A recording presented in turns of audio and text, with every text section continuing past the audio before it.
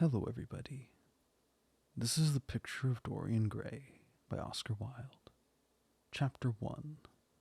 The studio was filled with the rich odor of roses, and when the light summer wind stirred amidst the trees of the garden, there came through the open door the heavy scent of the lilac, or the more delicate perfume of the pink flowering thorn. From the corner of the divan of Persian saddlebags on which he was lying, smoking, as was his custom, innumerable cigarettes, Lord Henry Wotton could just catch the gleam of the honey-sweet and honey-colored blossoms of the laburnum, whose tremulous branches seemed hardly able to bear the burden of a beauty so flame-like as theirs. And now and then the fantastic shadows of birds in flight flitted across the long trusser silk curtains that were stretched in front of the huge window, producing a kind of momentary Japanese effect, and making him think of those pallid jade-faced painters of Tokyo who, through the medium of an art that's necessarily immobile, seek to convey the sense of swiftness and motion. The sullen murmur of the bees shouldering their way through the long unmown grass, or circling with monotonous insistence round the dusty gilt horns of the straggling woodbine, seemed to make the stillness more oppressive. The dim roar of London was like the burdened note of a distant organ. The center of the room, clamped to an upright easel, stood the full-length portrait of a young man of extraordinary personal beauty, and in front of it, some little distance away, was sitting the artist himself, Basil Hallward, whose sudden disappearance some years ago caused, at the time, such public excitement and gave rise to so many strange conjectures. As the painter looked at the gracious and comely form he had so skilfully mirrored in his art, a smile of pleasure passed across his face, and seemed about to linger there. But he suddenly started up, and closing his eyes, placed his fingers upon the lids, as though he sought to imprison within his brain some curious dream from which he feared he might awake. "It's your best work, Basil, the best thing you've ever done," said Lord Henry languidly. "You must certainly send it next year to the Grosvenor. The Academy's too large and too vulgar.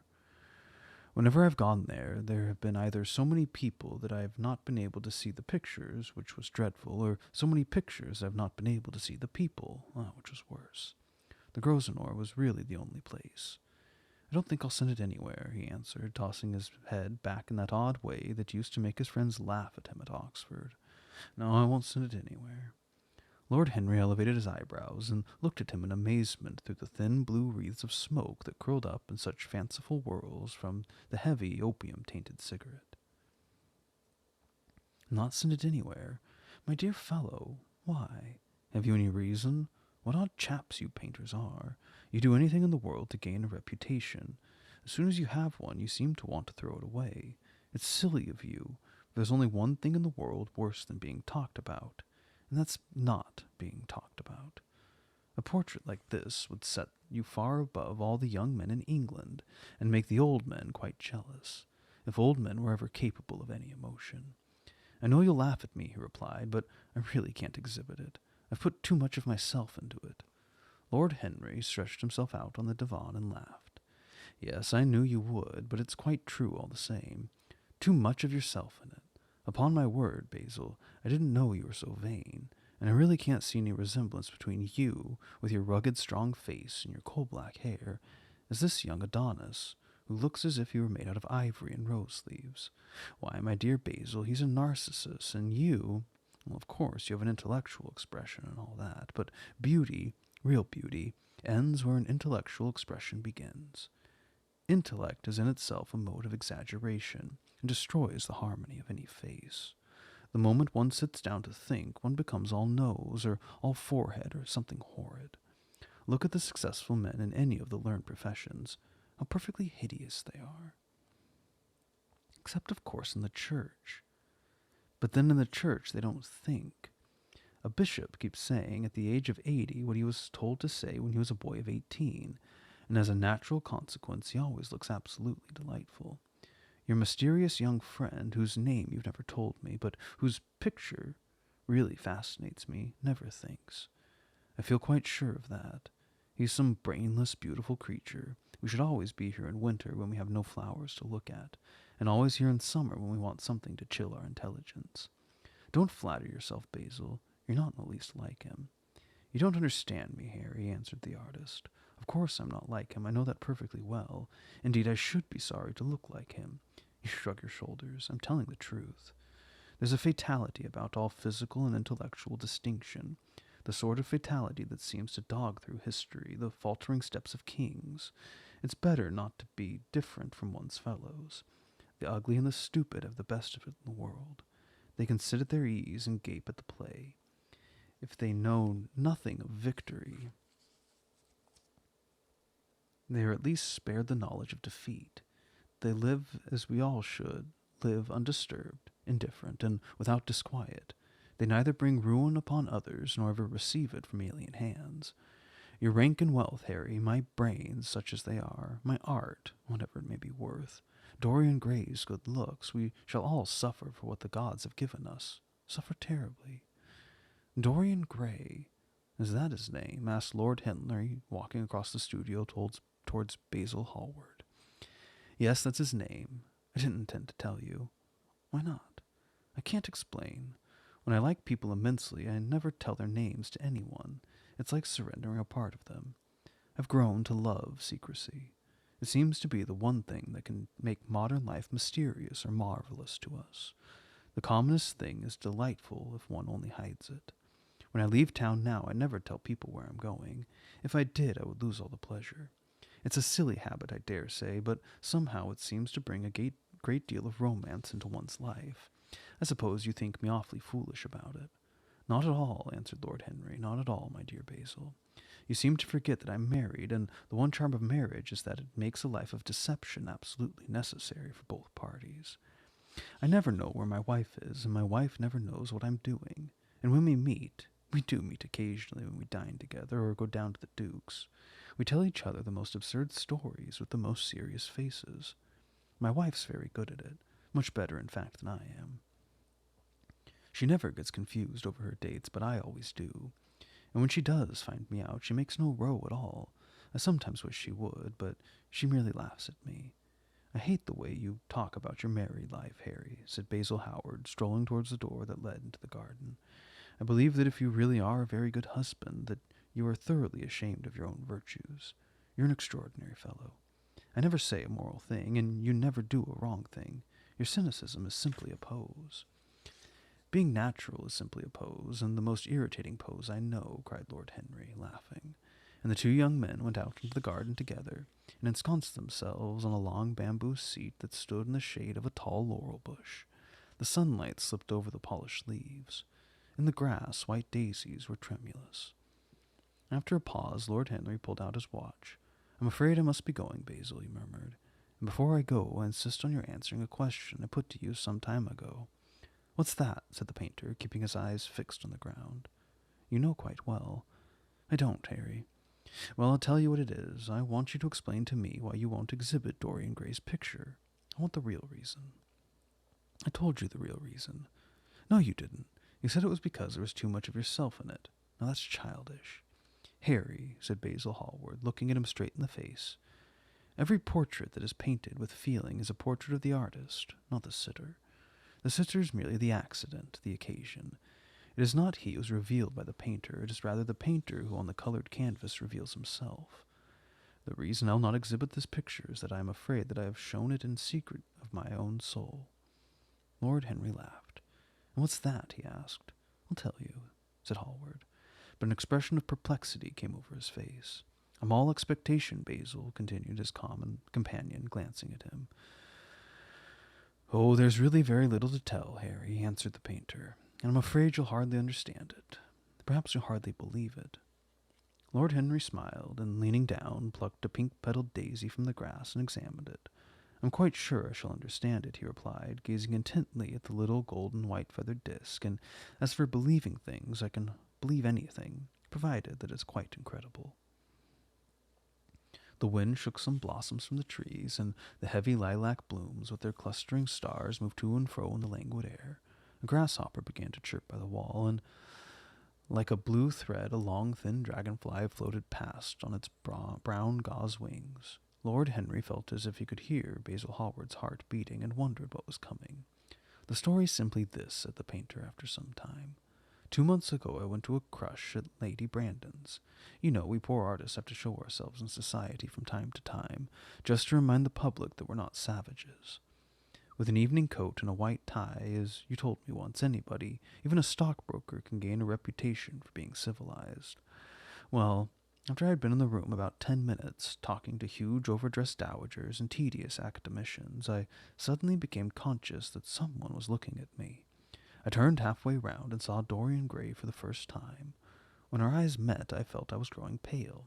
A curious sensation of terror came over me.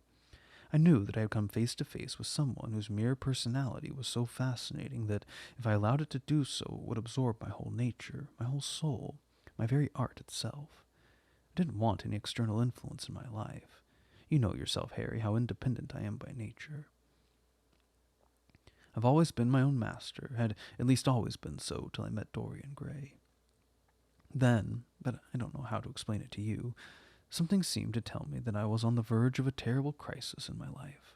I had a strange feeling that fate had in store for me exquisite joys and exquisite sorrows. I grew afraid and turned to quit the room. I wasn't conscious of what made me do it. I was a sort of cowardice. I take no credit to myself for trying to escape.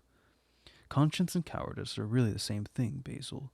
Conscience is the trade name of the firm, that's all. I don't believe that, Harry, and I don't believe you do either. However, whatever was my motive, and it may have been pride, for I used to be very proud, I certainly struggled to the door. There, of course, I stumbled against Lady Brandon. "You're not going to run away so soon, Mr. Hallward," she screamed out. You know her curiously shrill voice.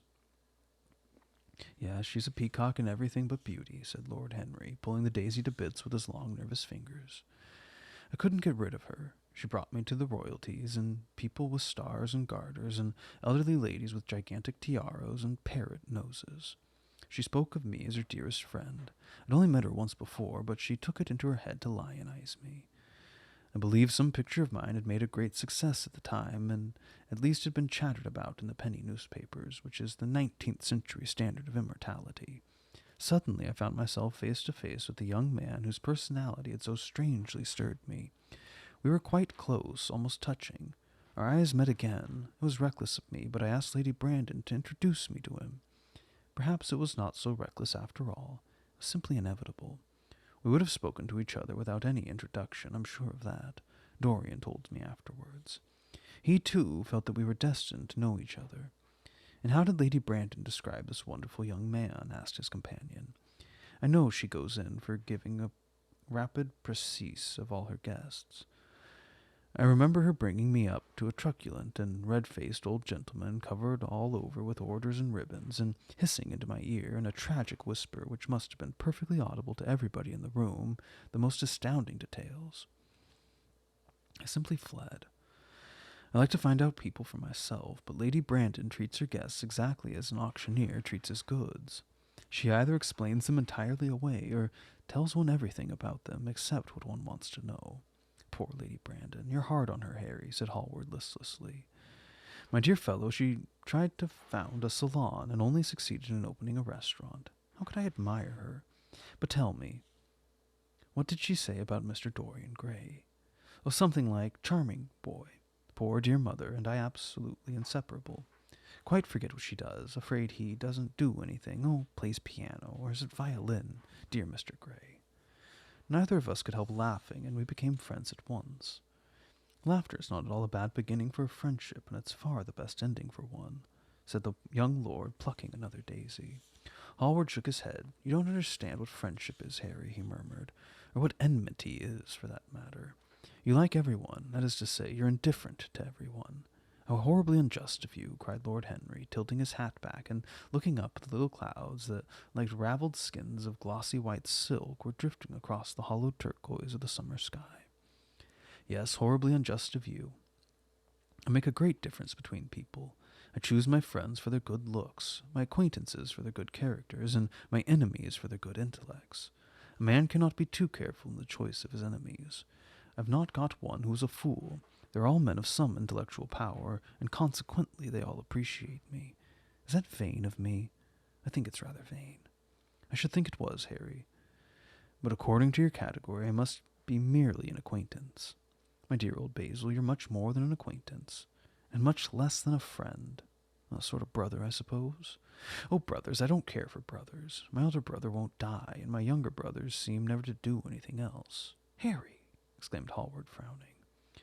My dear fellow, I'm not quite serious, but I can't help detesting my relations.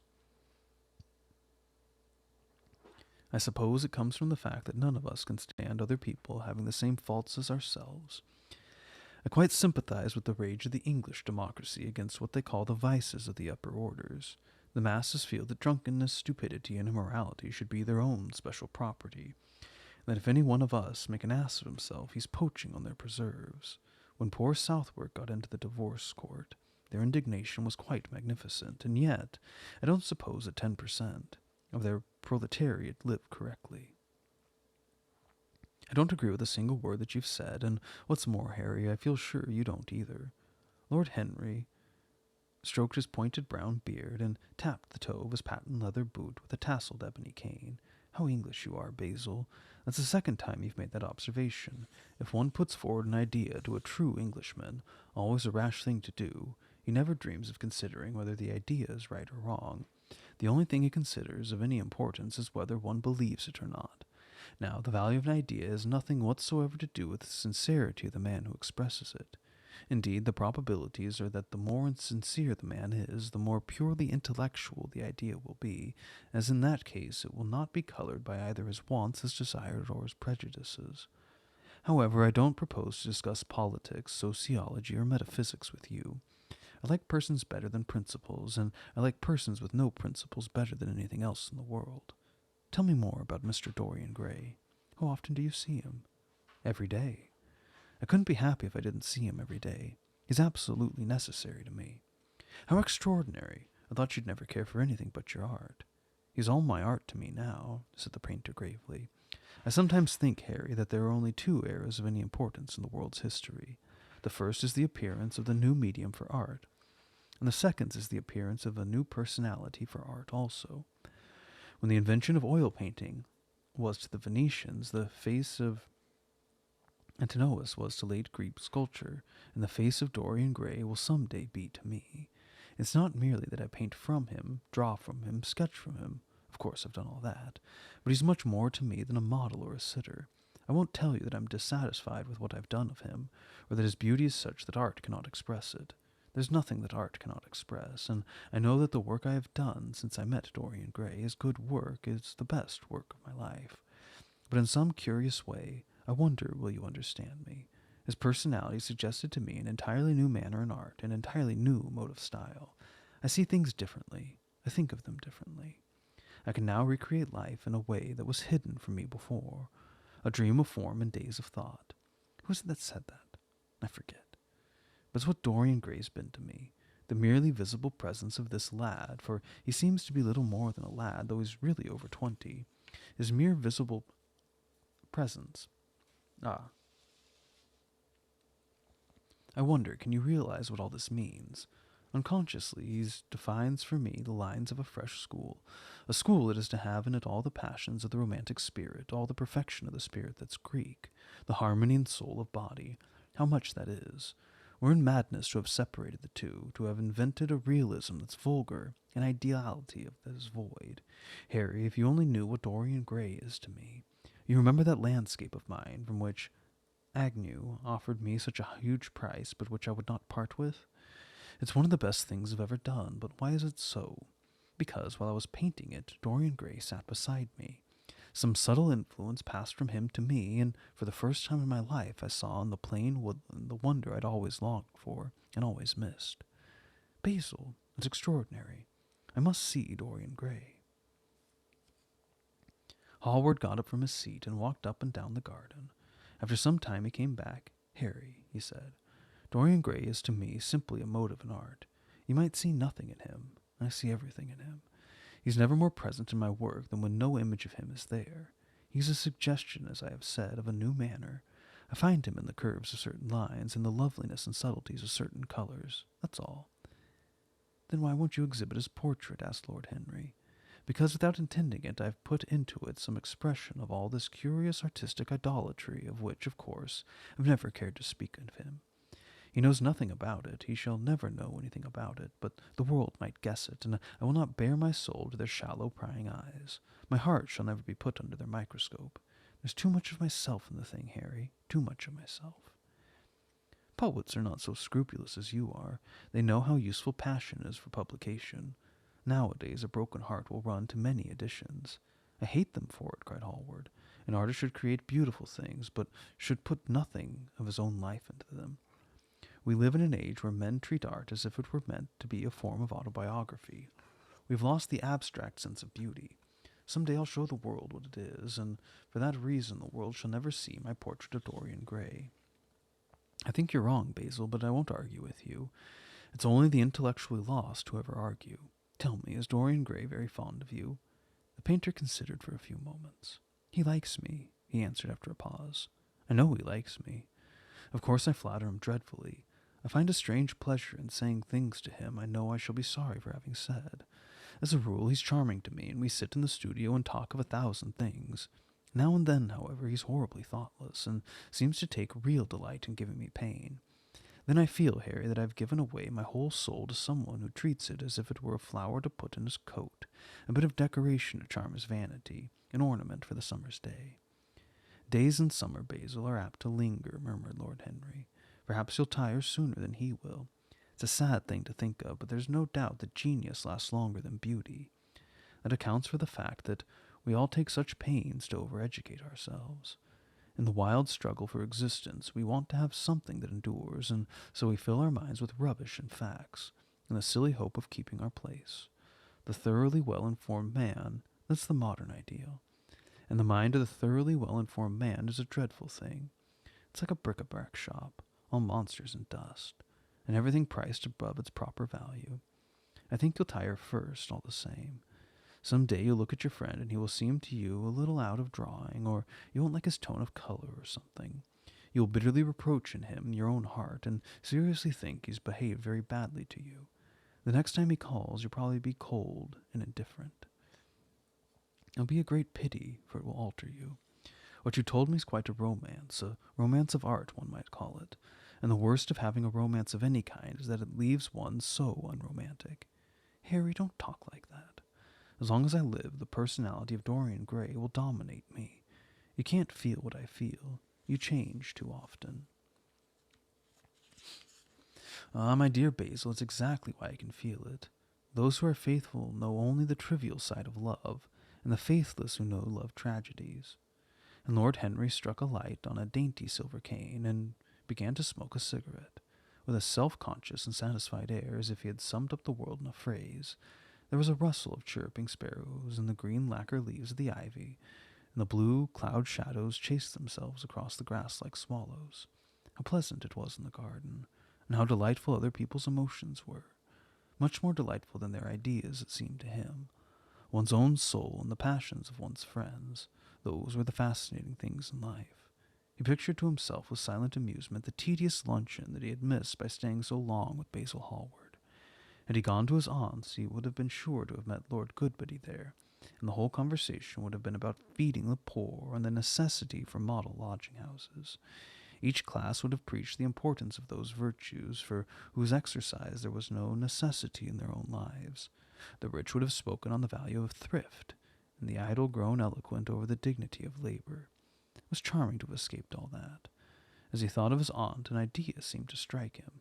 He turned to Hallward and said, "My dear fellow, I've just remembered." "Remembered what, Harry?" "When I heard the name of Dorian Gray." "Where was it?" said Hallward, with a slight frown. "Don't look so angry, Basil. It was with my aunt, Lady Agatha's. She told me she'd discovered a wonderful young man who was going to help her in the East End, and that his name was Dorian Gray. I'm bound to state that she never told me he was good-looking. Women have no appreciation of good looks. At least good women have not. She said that he was very earnest and had a beautiful nature. I at once pictured myself a creature with spectacles and lank hair, horribly freckled, and trampling about huge feet. I wish I had known it was your friend. I'm glad you didn't, Harry." "Why?" "I don't want you to meet him." "You don't want me to meet him?" "No." "Mr. Dorian Gray's in the studio, sir," said the butler, coming into the garden. "You must introduce me now," cried Lord Henry, laughing. The painter turned to a servant who stood blinking in the sunlight. Ask Mr. Gray to wait, Parker. I shall be in a few moments. The man bowed and went up the walk. Then he looked at Lord Henry. Dorian Gray is my dearest friend, he said. He has a simple and beautiful nature. Your aunt was quite right in what she said of him. Don't spoil him. Don't try to influence. Your influence would be bad. The world is wide and has many marvelous people in it. Don't take from me the one person who gives to my art whatever charm it possesses. My life as an artist depends on him. Mind, Harry, I trust you. He spoke very slowly, and the words seemed wrung out of him almost against his will. What nonsense you talk, said Lord Henry, smiling, and taking Hallward by the arm, he almost led him into the house.